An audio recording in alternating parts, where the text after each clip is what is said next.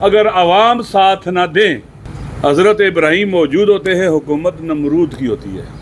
عوام ساتھ نہ دیں، حضرت موسیٰ موجود ہوتے ہیں، حکومت فرعون کی ہوتی ہے۔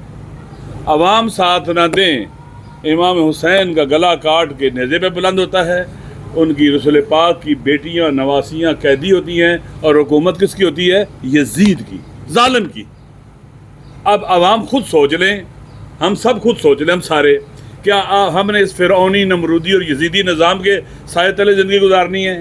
یعنی اس کا تخت اچھالنا ہے؟ یہ عوام کر سکتے ہیں، ہم سارے مل کر۔ ہم عوام سے عہد کرتے ہیں، ہم عوام کو کبھی بھی شرمندہ نہیں ہونے دیں گے۔ اگر قربانی دینی ہے تو پہلے ہم خود دیں گے۔ جو ہم پر مسلط ہیں، انسانیت نام کی چیز ان میں کوئی نہیں ہے۔ انہوں نے پاکستان کو فتح کیا ہوا ہے۔ پاکستان اس وقت مقبوضہ پاکستان ہے، آزاد پاکستان نہیں ہے۔ اس کا آئین کہاں گیا؟ وہ متفقہ متنازع عدلیہ کہاں ہے جہاں سے امید اور توقع ہو کہ یہاں سے انصاف ملے گا؟ وہ الیکشن کمیشن کہاں ہے جہاں سے امید ہو کہ یہاں سے فری اینڈ فیئر الیکشن کرائے جائیں گے؟ وہ پارلیمنٹ کہاں ہے جہاں سے امید ہے کہ پاکستان کے عوام کی آواز بنے گی، سٹینڈ لے گی، اس میں جان ہوگی، طاقت ہوگی، کھڑی ہو سکے گی؟ آج تو صورتحال یہ ہے کہ ہماری پارلیمنٹ پہلی کلاس کے بچوں کی طرح ہے، یا نئے ریکروٹوں کی طرح ہے۔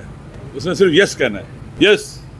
اور میں کیا کہوں، یہاں سے ایسے الفاظ زبان پر آنا چاہتے ہیں کہ شاید میں شرم آتی ہے، میں نے امامہ باغبہ پہنا ہوا ہے، یعنی ایسے ہی ہے، یس۔ یہ پارلیمنٹ، یہ سینٹ۔ آج وہاں خبریں آ رہی تھی کہ آج پھر کوئی میڈل مل رہے ہیں پریزیڈنٹ ہاؤس کے اندر، تو یہ 26ویں آئینی ترمیم والوں کو بھی میڈل دیں۔ انہوں نے بہت بڑی پاکستان کے اوپر جو ڈاکہ ڈالا اور حملہ کیا، اس میں اس کو انعام دیں۔ 27ویں آئینی ترمیم والوں کو بھی انعام دیں، ان کو میڈل دیں۔ واقعاً حیران ہوتا ہے کہ ایک چھوٹا سا بچہ بھی نا، جو ایک ناپسندہ چیز ہوتی ہے نہ کرتا ہے، کہتا ہے نہیں، اس کی انسلٹ کرو، آگے سے بولتا ہے، بچہ بھی بولتا ہے، چھوٹا سا بچہ اپنی ناراضگی کا اظہار کرتا ہے، رو کے کرے، چیخ کے کرے۔ یہ پارلیمنٹ ایسی بن گئی ہے جس کے اندر سے یقین کر لیں غیرت، حمیت، خودی، عزت نفس، انسانی کرامت ختم ہو چکی ہے، مر چکی ہے۔ یہ قبرستان ہے، یہ قبرستان ہے، وہاں جا کے فاتحہ پڑھنی چاہیے مردوں کی۔ ہمارا وطن تباہی و بربادی کی طرف تیزی سے بڑھ رہا ہے، مہنگائی آپ کے سامنے ہے، سب نے بتا دیا ہے، اور اس کے بعد آنے والا بجٹ جو ہے مزید ہے۔ آپ دیکھیں میڈیا سے کتنے لوگوں کو نکالا جا رہا ہے، بے روزگاری نہیں بڑھ رہی ہے، آپ خود فیس کر رہے ہیں اس کو۔ سنا ہے 2-3 ماہ سے تنخواہیں نہیں دی جا رہی، کوئی پوچھتا ہی نہیں ہے۔ 6 ماہ سے تنخواہیں نہیں مل رہی ہیں۔ یہ آپ کے ساتھ ہو رہا ہے۔ پیکا ایکٹ، گلا، آپ کا گلا دبایا گیا، سب کا گلا دبایا گیا، زبانوں پر تالے لگائے۔ لیکن ہم جو ہیں واقعاً، آپ دیکھیں عوام، اگر میں عوام سے آپ کے ذریعے بات کرتا ہوں، اگر عوام ساتھ نہ دیں، یہ میں پہلے بھی کہہ چکا ہوں، ظالموں کے دشمن بن کے رہنا اور مظلوموں کے مددگار بن کے رہنا، یہ فریضہ ہے، انسانی بھی، اخلاقی بھی اور دینی بھی۔ اس سے جو فرار کرتا ہے، گویا وہ اپنے دین سے فرار کرتا ہے، اپنی انسانیت سے فرار کرتا ہے، اور اخلاقی قدروں سے فرار کرتا ہے۔ دنیا پوری اس وقت ظلم اور استبداد کی چکی میں پس رہی ہے۔ جو لوگ جیتے ہیں وہ اڈیالہ اور پاکستان کے مختلف جیلوں میں ہو، جو ہارے ہیں ان کو ایوان اقتدار کے اندر بٹھا دیا گیا ہے۔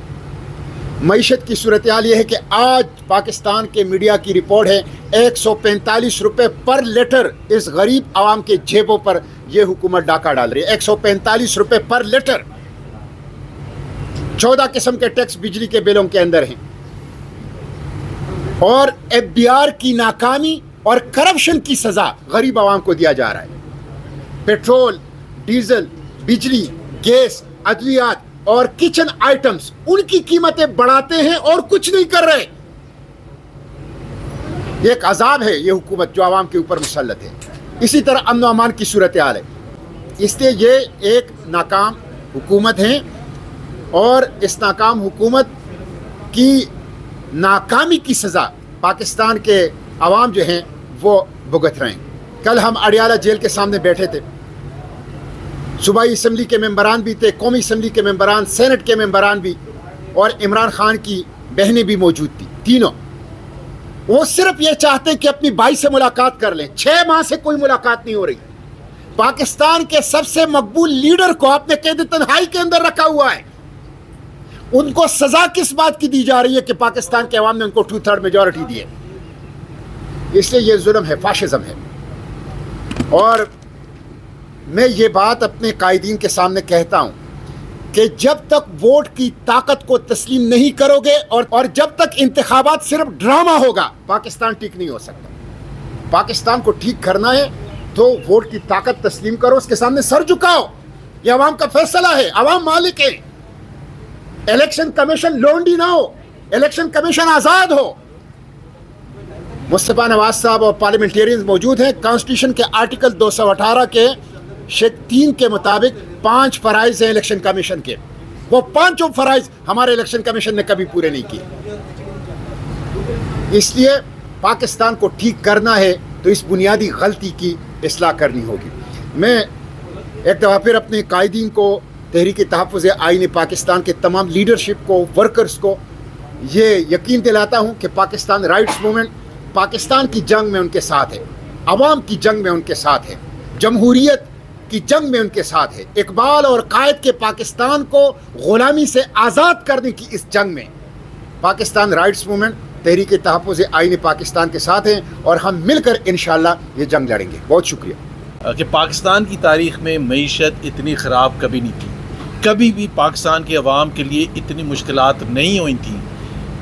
معیشت کے حوالے سے، بے روزگاری کے حوالے سے، غربت کے حوالے سے، مہنگائی کے حوالے سے، انویسٹمنٹ کے حوالے سے، ایکسپورٹس کے حوالے سے، ٹیکسز کے حوالے سے کبھی پاکستان کی تاریخ میں. اور ہم نے یہ بار بار، ابھی علامہ صاحب نے سینٹ میں پرسوں تقریر کی اور 12 سوال جو ہم نے رکھے تھے کہ اس کا اگر جواب حکومت پاکستان کا کوئی بھی منسٹر یا پرائم منسٹر خود اگر وہ صرف جواب دے دیں کہ یہ ہم غلط کہہ رہے ہیں، یہ صحیح کہہ رہے ہیں. اور میں ایک ضرور آپ کے تھرو ایک میسیج پہنچانا چاہتا ہوں اور یہ یاد دلانا چاہتا ہوں کہ آپ آج شام بھی سنیں کہ وزیر خزانہ کو یا دوسرے وزراء کو جب وہ معیشت کی بات کرتے تو عوام کی بات نہیں کرتے.